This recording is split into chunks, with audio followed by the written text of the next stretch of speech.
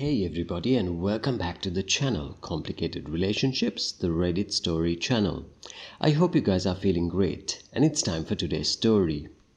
My wife is currently out with another man. I never saw myself in this situation, but here I am. This is a complete story, so stay with us until the end. Also, if you like what I do, kindly like the video and help us take this channel to the next level.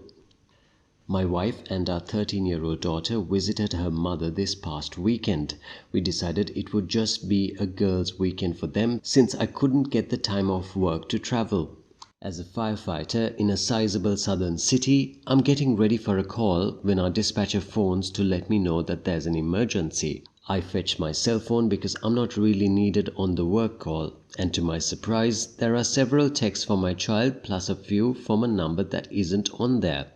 In the course of about 11 text messages, I learned that my daughter has gone ice skating and fallen and broken her wrist. She is in the emergency room but cannot get treatment because no one can find my wife. The number that I don't know belongs to a friend of my wife's who's gone to the emergency room to sit with my kid. She was the keeper for the girls who had gone skating. So I called his friend, and after a lot of hemming and hawing, she admits that wifey has gone to dinner with some random guy. Well, we always leave our location shared with the family because of my job, and sure enough, I pull up an address and Google it, and it's a hotel. This was 10 p.m. It's now almost 4 hours later, and she hasn't answered my text, but she did finally call our kid. I have permission and insurance information, and she got a cast and a referral to see an orthopedist when she gets home. The friend took our daughter back to her grandmother's and texted me. She said, "I'm sorry you had to find out this way about," and mentioned a guy's name. Apparently, it's been going on every time she's gone home that I haven't gone. Meanwhile, I've worked countless hours of overtime to pay off our house, take us on a nice vacation, send our daughter to the most expensive private school in our city. OP, I'm so sorry, but just so you know, it's not your fault. Your wife is not your friend. She has just become your enemy. So block all your finances so she doesn't have access to them, and talk to a lawyer so you know what your rights are. If you live in a no fault, it doesn't matter how much evidence you collect about her infidelity. If you live in an at fault state, make sure to collect as much as possible. Start recording everything your wife does and doesn't do. Make sure that all meetings with your wife are recorded or that someone else is present to witness how your wife behaves. Make sure to stay away from alcohol. Take care of yourself, both body and soul. Now it's only about you and your daughter that matters. Your wife can stay elsewhere. She is no longer your problem and can take care of herself. Now let's listen to update number 1. I spoke with a lawyer, as many of you suggested.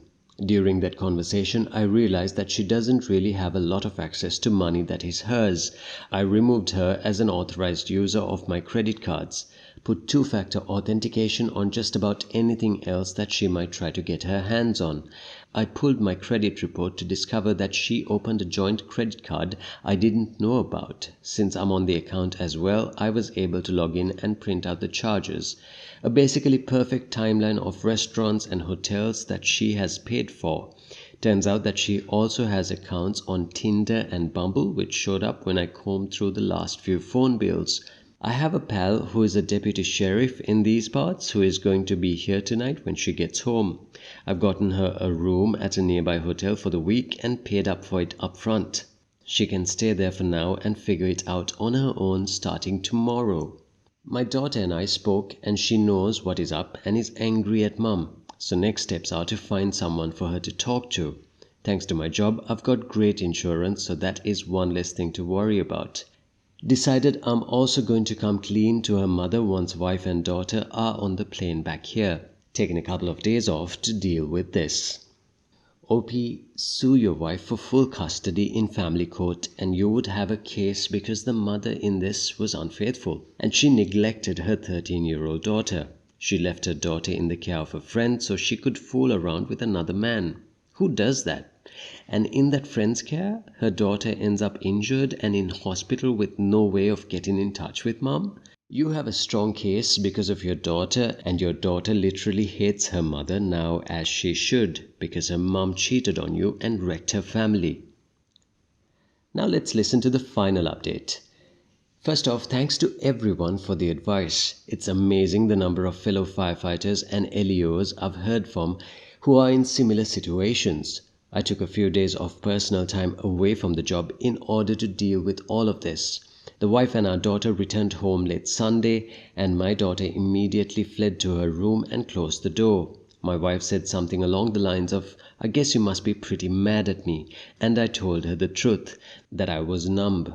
The anger would come later, and it would be best if she was somewhere else for a while. My friend the deputy sheriff was there and said he would sit on the deck and be there if I needed him. I told the wife that I was recording this conversation to protect me and my rights as a husband and father, and she said fine. I suspected at this point that she really seemed to think that she was going to talk her way out of it. What I didn't tell her was that I'd spent most of the last week talking with friends, my parents, my battalion chief at work, as well as a lawyer and a therapist. I've got a ton of leave and a supportive bunch of co-workers, and if I need to take months off to deal with this, I can. I just said that I was disappointed in her, but mostly I was angry that our daughter got caught in the crossfire of her inappropriate behavior, that she had put our child at risk to sleep with another man. She didn't admit or deny, but then her tone changed and she almost immediately started saying things like, "Remember the time we," trying to get me to remember good times. After about 3 of those mentions, I told her the truth. I couldn't trust my memories because I had no idea what she might have been doing. When that didn't work, she went into the whole, "I was lonely because you were working so much." I reminded her that we made a deal about how to pursue a future where we could retire early. I got so mad at this point that I pointed out to her that if she had behaved, we could have retired when she was 48, but that I wanted her to remember that promise, because now she is going to have to work for herself. I'm not usually a vindictive person, but I like the idea of her having to work until she's 70 years old and being angry every time she gets dressed to go out to a job that she hates. On a side note, one of my work buddies, who is also married, he and his family have vacationed with us a couple of times too, made this observation.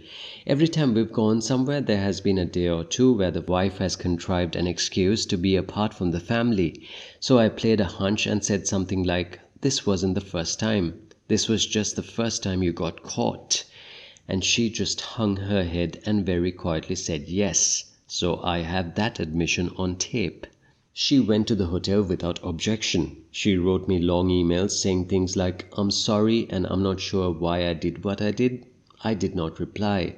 Before she even got home, I'd spoken with her mother and told her about the fact that she was at a hotel with another man while her daughter was in the emergency room, and also about the credit card that she opened. Her mother did not say much, but I told her that if I had any inkling that she was aiding and abetting the wife's bad behavior, that I would severely limit her access to her granddaughter. That was probably a mistake on my part, but I was just so effing angry. The mother-in-law swears that she knew nothing and that she was worried sick, that something had happened to my wife when no one could reach her. I also told the mother-in-law that I was not going to allow the wife back into the house and that I expected her to understand that I've never yelled or hit or cheated or done anything else other than the things I promised to do when we got engaged. That seemed to resonate with her. My wife's parents split up when she was in high school because her dad was a serial cheater. So maybe that registered with her mum. I sent a text to the friend who took my daughter to the emergency room. I told her I didn't particularly care if she replied. I said I appreciated her being at the ER with my daughter, but I also said that if she had previous knowledge of where my wife was going, then she should know that she had a huge part in destroying my family and that a true friend would never encourage such behavior. I haven't figured out how to get in touch with her husband yet, but I suspect, based on just sort of reading between the lines, that she and my wife were kind of egging each other on. Thursday morning, I got a text from the wife saying that her mother had rented her a furnished apartment pretty close to our house and that she would like to come and get some personal things on Friday when I went to work. I said that was fine. I should point out that during all of this, she only texted our daughter once, and even in her communications with me, she never even asked about her. When she told me she got the apartment, she didn't ask if our daughter could come visit. I told her that I wasn't working on Friday, but that I would be out of the house for a couple of hours so she could get some things. I left, but I had a process server waiting across the street when she pulled up in the driveway. He handed her the divorce papers. They included a notice from my attorney that I intend to file for sole custody and that she would have visitation rights. She called my voicemail and she was almost incoherent with rage. I've never heard her so angry or frankly sounding so unbalanced. Also, my lawyer had a very good suggestion that I will pass along for anyone else in this position. I got a new cell phone. I don't carry the phone that has the number the wife knows.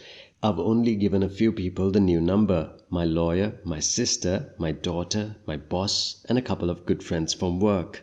I took the old phone once a day to see if there's anything I need to deal with. I know there's a lot of other advice out there that I did not touch on, but there is no need for a paternity test because my daughter looks exactly like me. I will get an STD panel, but I don't think that's an issue either.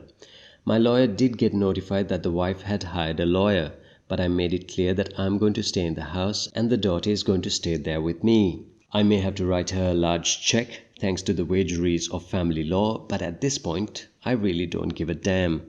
I'd probably add a zero to the check if I could to get rid of her 6 months earlier. And that's the end of the story. Well, OP, this story really stung me. I think it's because of how many people your soon-to-be ex was willing to throw under the bus to further her own agenda. The husband, obviously, but also her kid and her own mother. And if it pans out that the ex's friend was also in on it, then that stings too. It's another case of just when you think you know someone, brought to a horrible end. You meet people, take them on with friendship and trust just to have it thrown back at you in the most hypocritical, unethical way possible. I mean, not even the Joker was a hypocrite. He did what he said he was going to do every time and made good on every promise he made. But these so-called friends, that's low. I hope this guy is able to rebuild his life, not just for his benefit, but for his kid as well. If I've learned anything about divorces, it's that a happy single parent is infinitely better than a miserable married parent. Good luck, man. And with that, we conclude today's video. Now it's your turn to let us know what you think about the story in the comment section below. Please do like and share the story with your friends, and also subscribe to the channel if you're not already, and I'll see you again with another great video. Until then, stay safe.